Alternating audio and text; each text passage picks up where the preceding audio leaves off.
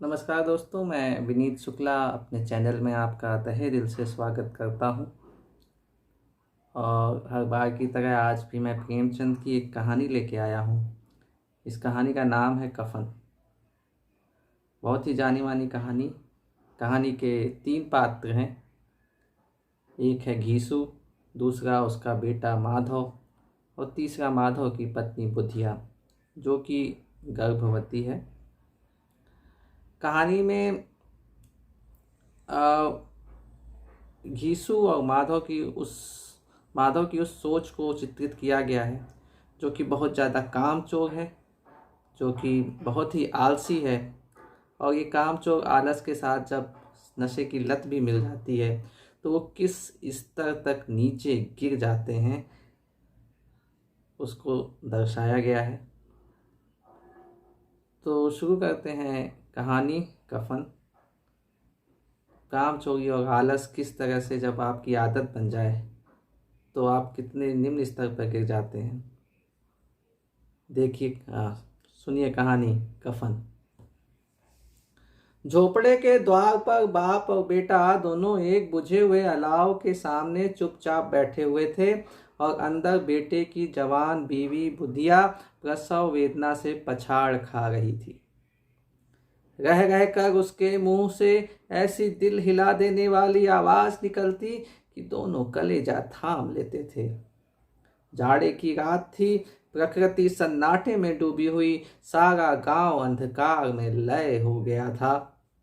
घीसू ने कहा, मालूम होता है बचेगी नहीं। सारा दिन दौड़ते हो गया, जा देख तो आ। माधव चिढ़कर बोलता है, मरना ही है तो मर क्यों नहीं जाती, देख कर क्या करूं। घीसू बोलता है, तू बड़ा बेदर्द है बे। साल भर जिसके साथ सुख चैन से रहा, उसी के साथ इतनी बेवफाई। तो मुझसे तो उसका तड़पना और हाथ पांव पटकना नहीं देखा जाता। जमागों का कुनबा था और सारे गांव में बदनाम। घीसू एक दिन काम करता तो 3 दिन आराम।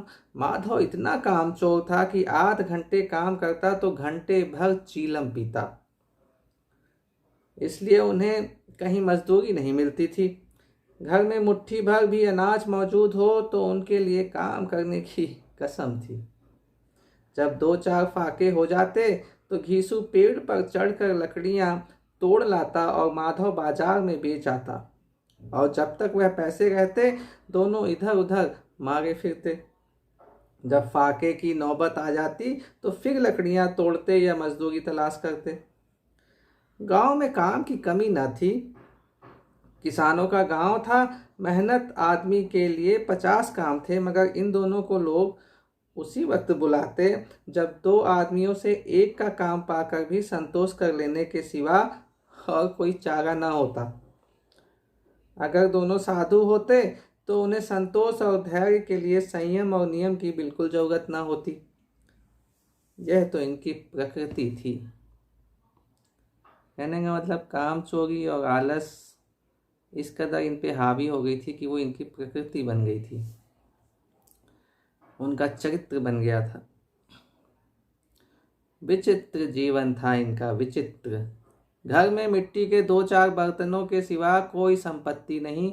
फटे चीथड़ों से अपनी नग्नता को ढांके हुए जिए जाते थे, संसार की चिंताओं से मुक्त, कर्ज से लदे हुए।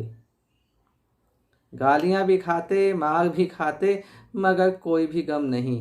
दीन इतने की वसूली की बिल्कुल आशा न रहने पर भी लोग इन्हें कुछ न कुछ कर्ज दे देते थे। मटर आलू की फसल में दूसरों के खेतों से मटर या आलू उखाड़ लाते और भून भान कर खा लेते, या 10-5 ऊख उखाड़ लाते और रात को चूसते। घीसू ने इसी आकाश वृत्ति से 60 साल की उम्र काट दी और माधव भी सपूत बेटे की तरह बाप के ही पद चिन्हों पर चल रहा था, बल्कि उसका नाम और भी उजागर कर रहा था। इस वक्त भी दोनों अलाव के सामने बैठकर आलू भून रहे थे। जो किसी के खेत से खोद लाए थे।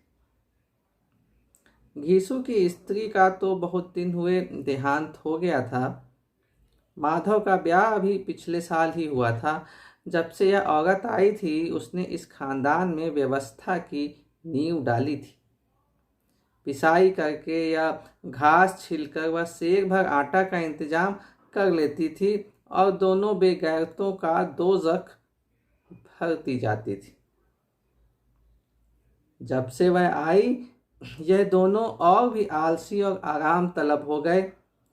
बिल्कुल, बल्कि कुछ अकड़ने भी लगे थे। कोई कार्य करने को बुलाता तो निर्व्याज भाव से दुगनी मजदूरी मांगते। वही औरत आज प्रसव वेदना से मर रही थी और ये दोनों शायद इसी इंतजार में थे कि वह मर जाए तो आराम से सोएं। देखिए ये बुद्धि किस स्टेज में चली जाती है।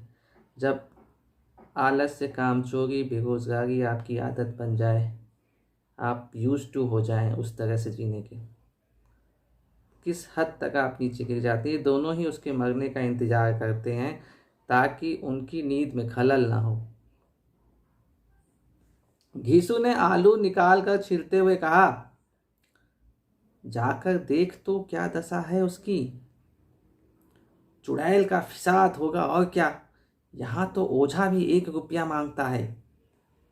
माधव को भय था कि वह कोठरी में गया तो घीसू आलूओं का बड़ा भाग साफ कर देगा। बोला, मुझे वहां जाते डर लगता है। डर किस बात का है, मैं तो यहां हूं ही। तो तुम ही जाकर देखो ना। मेरी औरत जब मरी थी मैं 3 दिन तक उसके पास से हिला तक नहीं, और फिर मुझसे लजाएगी नहीं। जिसका कभी मुंह नहीं देखा आज उसका उघड़ा हुआ बदन देखूं। उसे तन की सुध भी तो ना होगी।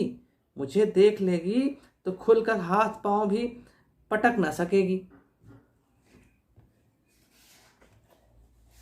मैं सोचता हूं कोई बाल बच्चा हो गया तो क्या होगा। सोंठ, गुड़, तेल कुछ भी तो नहीं है घर में। सब कुछ आ जाएगा भगवान दे तो। जो लोग अभी तक 1 पैसा नहीं दे रहे हैं वे ही कल बुलाकर रुपए देंगे। मेरे 9 लड़के हुए, घर में कभी कुछ ना था, मगर भगवान ने किसी न किसी तरह बेड़ा पार लगाया। जिस समाज में रात दिन मेहनत करने वालों की हालत उनकी हालत से कुछ बहुत अच्छी न थी, और किसानों के मुकाबले में वे लोग जो किसानों की दुर्बलताओं से लाभ उठाना जानते थे कहीं ज़्यादा संपन्न थे, वह इस तरह की मनोवृत्ति का पैदा हो जाना कोई अचरज की बात न थी। तो ये पूरा समाज ही कुछ ऐसा हो गया था कि इस तरह की मनोवृत्ति वहाँ के निम्न वर्ग के लोगों में आना स्वाभाविक हो गया था। पूरे समाज की रचना ही कुछ ऐसी थी। मैं एक बार और ये लाइन पढ़ूंगा।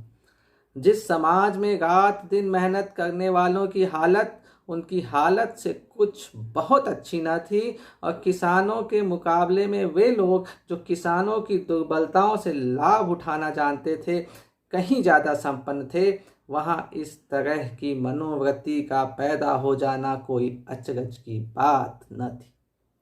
हम तो कहेंगे घीसू किसानों से कहीं ज़्यादा विचारवान था, और किसानों के विचार शून्य समूह में शामिल होने के बदले बैठकबाजों की कुत्सित मंडली में जा मिला था। हाँ, उसमें यह शक्ति न थी कि बैठकबाजों के नियम और नीति का पालन करता। इसीलिए जहाँ उसकी मंडली के और लोग गांव के सरगना और मुखिया बने हुए थे उस पर सारा गांव उंगली उठाता था। फिर भी उसे यह तस्कीन तो थी ही कि अगर वह फटे हाल है तो कम से कम उसे किसानों की सी जी तोड़ मेहनत तो नहीं करनी पड़ती,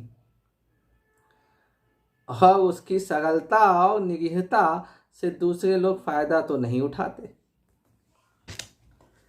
दोनों आलू निकाल निकाल कर जलते जलते खाने लगे। कल से कुछ नहीं खाया था, इतना सब्र न था कि ठंडा हो जाने दें। कई बार दोनों की जबानें जल गईं। छिल जाने पर आलू का बाहरी हिस्सा तो बहुत ज़्यादा गर्म ना मालूम होता, लेकिन दांतों के तले पड़ते ही अंदर का हिस्सा जवान और हलक और तालू को जला देता था। और उस अंगारे को मुंह में ज़्यादा रखने से ज़्यादा खैरियत इसी में थी कि वह अंदर पहुंच जाए। वहाँ उसे ठंडा करने के लिए काफ़ी सामान था, इसलिए दोनों जल्द जल्द निकल जाते। हालांकि इस कोशिश में उनकी आंखों से आंसू निकल आते। घीसू को उस वक्त ठाकुर की बारात याद आई, जिसमें 20 साल पहले वह गया था। उस दावत में उसे जो तृप्ति मिली थी वह उसके जीवन में एक याद रखने लायक बात थी, और आज भी उसकी याद ताजी थी। बोला, वह भोज नहीं भूलता। तब से फिर उस तरह का खाना और भरपेट नहीं मिला। लड़की वालों ने सबको भरपेट पूड़ियाँ खिलाई थीं, सबको, छोटे बड़े सबने पूड़ियाँ खाईं, और असली घी की चटनी, रायता, 3 तरह के सूखे साग, एक रसेदार तरकारी, दही, चटनी, मिठाई। अब क्या बताऊं कि उस भोज में क्या स्वाद मिला। कोई रोक टोक नहीं थी।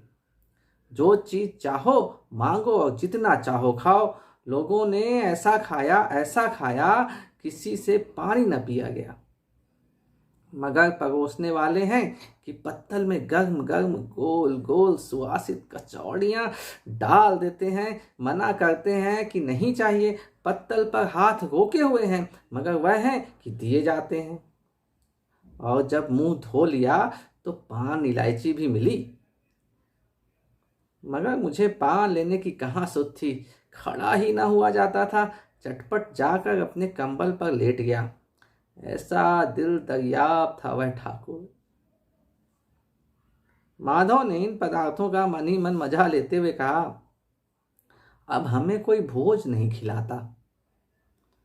अब कोई क्या खिलाएगा। वह जमाना दूसरा था। अब तो सबको किफायत सूझती है। शादी ब्याह में मत खर्च करो, क्रियाकर्म में मत खर्च करो। पूछो, गरीबों का माल बटोर बटोर कर कहाँ रखोगे। बटोरने में तो कमी नहीं है, हाँ खर्च में किफायत सूझती है। तुमने एक 20 पूरियाँ खाई होंगी। अरे 20 से ज़्यादा खाई थी, मैं 50 खा जाता। 50 से कम मैंने ना खाई होगी। अच्छा पट्ठा था, तू तो मेरा आधा भी नहीं है इस समय। आलू खाकर दोनों ने पानी पिया और वहीं अलाव के सामने अपनी धोतियां ओढ़कर पांव पेट में डाल सो गए, जैसे 2 बड़े बड़े अजगर गेडूलियां मारे पड़े हों। यहाँ वो कहावत याद आ जाती है, अजगर करे न चाकरी, पंछी करे न काम, दास मलुका कह गए सबके दाता राम। जैसे 2 बड़े बड़े अजगर गडूलियां मारे पड़े हों और बुधिया अभी तक बेचारी कराह रही थी। सवेरे माधव ने कोठरी में जाकर देखा तो उसकी स्त्री ठंडी हो गई थी। उसके मुंह पर मक्खियां भिनक रही थीं, पथराई हुई आंख ऊपर टंगी हुई थी, सारी देह धूल से लथपथ हो रही थी। उसके पेट में बच्चा मर गया था।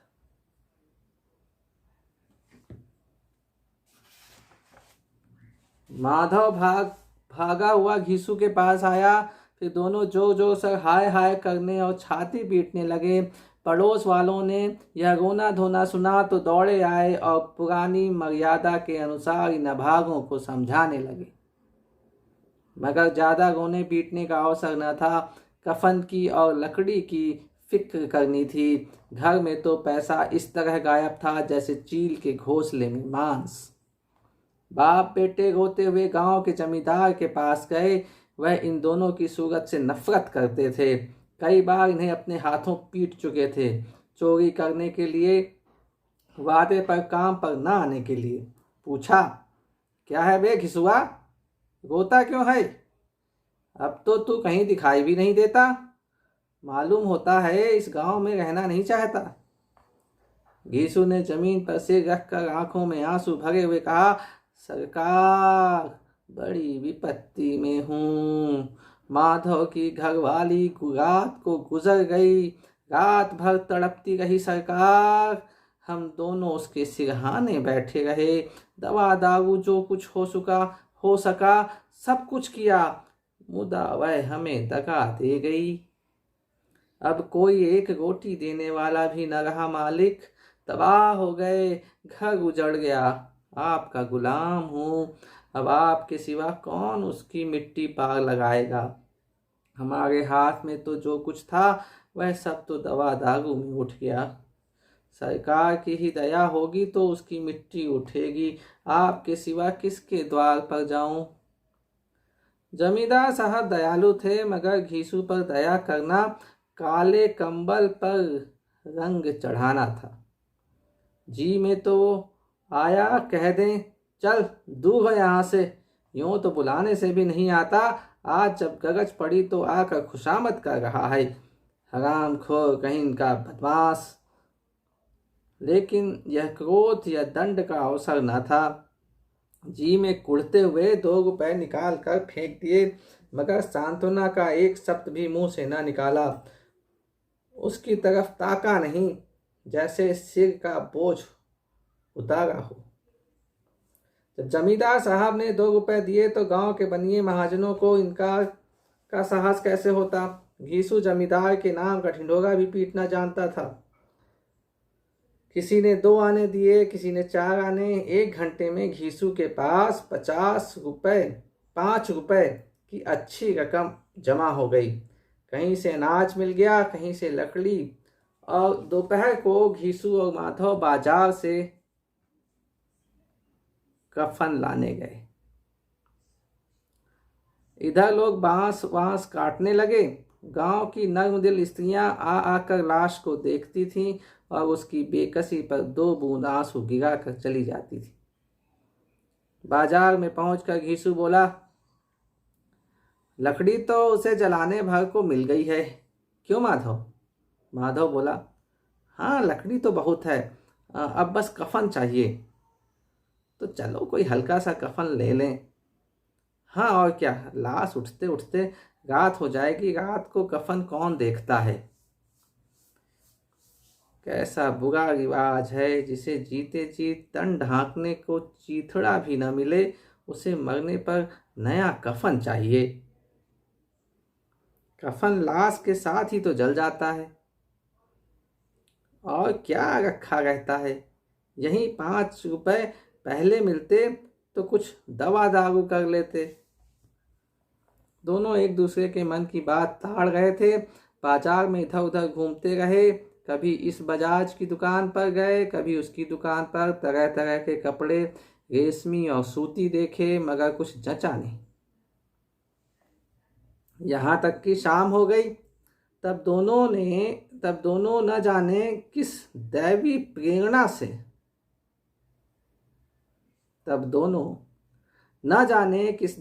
प्रेरणा से एक मधुशाला के सामने आ पहुंचे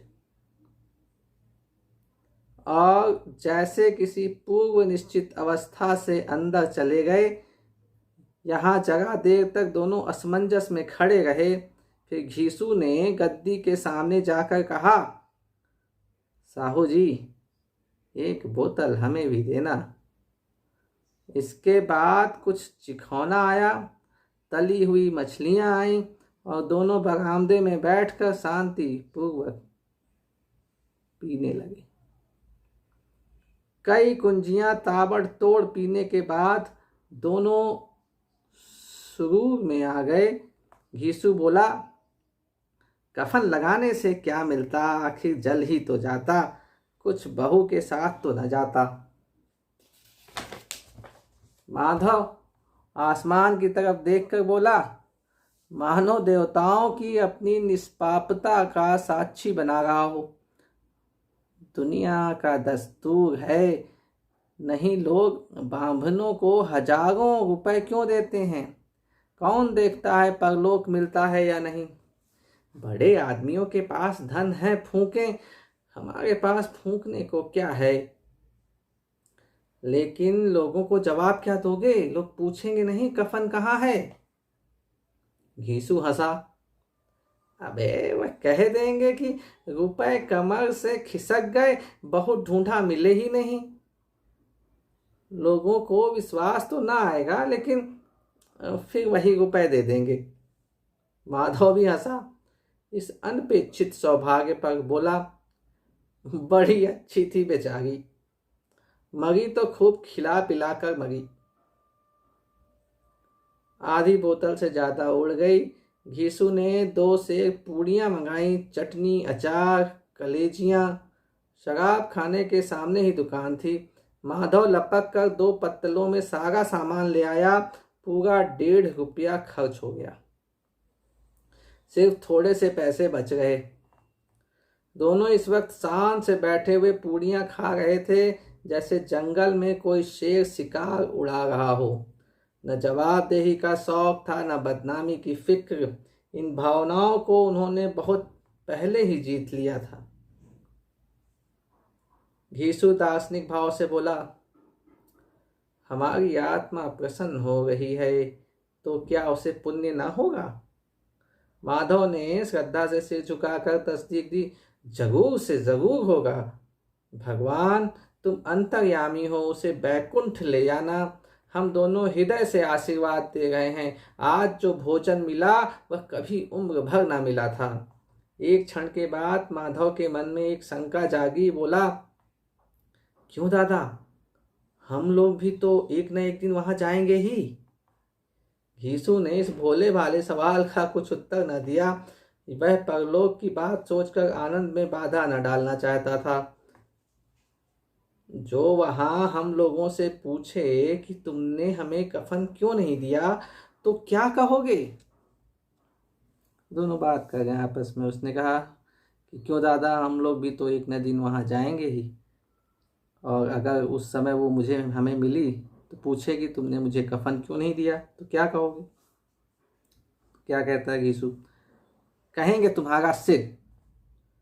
पूछेगी तो जरूर। तू कैसे जानता है उसे कफन ना मिलेगा? तू मुझे ऐसा गधा समझता है क्या? 60 साल दुनिया में घास खोदता रहा हूं, उसको कफन मिलेगा और इससे भी अच्छा मिलेगा। माधव को विश्वास ना आया। बोला, कौन देगा? रुपए तो तुमने चट कर दिए। वह तो मुझसे पूछेगी, उसकी मांग में तो सिंदूर मैंने डाला था। घीसू गर्म होकर बोला, मैं कहता हूं उसे कफन मिलेगा, तू मानता क्यों नहीं? कौन देगा, बताते क्यों नहीं? वही लोग देंगे जिन्होंने अब की दिया। हाँ, अब की रुपए हमारे हाथ ना आएंगे। ज्यों ज्यों अंधेरा बढ़ता था और सितारों की चमक तेज होती थी, मधुशाला की रौनक भी बढ़ती जाती थी। कोई गाता था, कोई डींग मारता था, कोई कोई अपने संगी के गले में लिपटा जाता था, कोई अपने दोस्त के मुंह में कुल्हड़ लगा देता था। यहाँ के वातावरण में शुरू था हवा में नशा। कितनों तो यहाँ आकर एक चुल्लू में मस्त हो जाते थे। शराब से ज्यादा यहाँ की हवा उन पर नशा करती थी।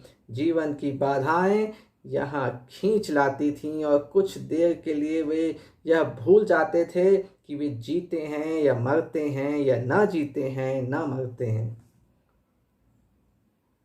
और यह दोनों बाप बेटे अब भी मजे ले लेकर चुस्कियां ले रहे थे। सबकी निगाहें इनकी ओर जमी हुई थीं। दोनों कितने भाग्य के बली हैं, पूरी बोतल बीच में है।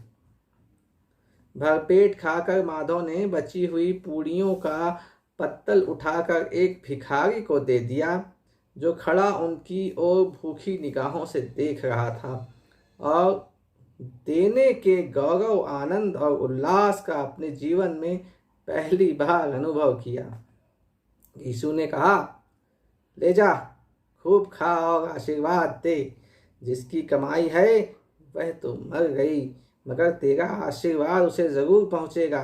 रोए रोए से आशीर्वाद दे, बड़ी गाढ़ी कमाई के पैसे हैं। माधव ने फिर आसमान की तरफ देखकर कहा, वह बैकुंठ में जाएगी। दादा बैकुंठ की रानी बनेगी। घीसू खड़ा हो गया और जैसे उल्लास की लहरों में तैरता हुआ बोला, हाँ बेटा, बैकुंठ ही जाएगी।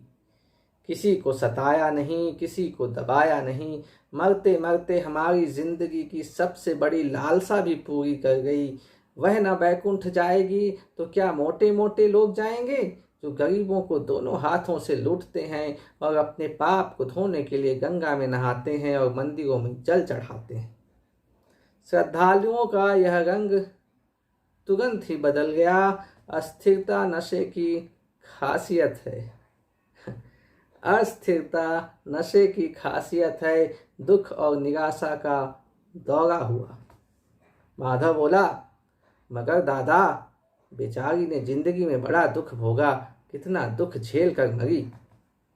वह आंखों पर हाथ रख कर रोने लगा, चीखें मार मार कर।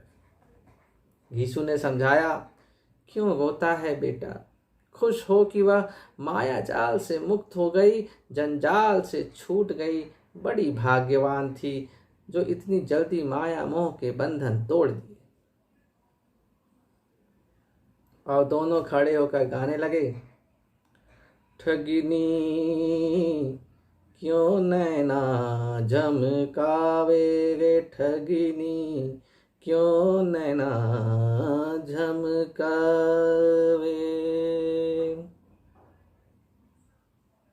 पियक्कड़ों की आंखें इनकी ओर लगी हुई थीं और ये दोनों अपने दिल में मस्त गाए जाते थे। फिर दोनों नाचने लगे, उछले भी, कूदे भी, गिरे भी, मटके भी, भाव भी बताए, अभिनय भी किए और आखिर नशे से मदमस्त होकर वहीं गिर पड़े। यहीं पे ये कहानी समाप्त होती है। अभी मैं क्या कहूँ इस कहानी के बारे में। कुल मिलाकर यही है कि आदमी किस तरह से गलत काम को भी सही ठहराता है और उसके लिए तर्क कुतर्क करके उस खुद से ही तर्क कुतर्क करके उसको सही मान लेता है। आप लोगों को पसंद आया कहानी सुनाने का अंदाज, कहानी तो, और अगर इससे आप कुछ सीख पाए हो तो मेरे चैनल को सब्सक्राइब कीजिए, लाइक कीजिए, कहानी को शेयर कीजिए। बहुत ही प्रसिद्ध कहानी कफन यहीं समाप्त होती है। थैंक यू सो मच सुनने के लिए। Thank you, thank you, thank you.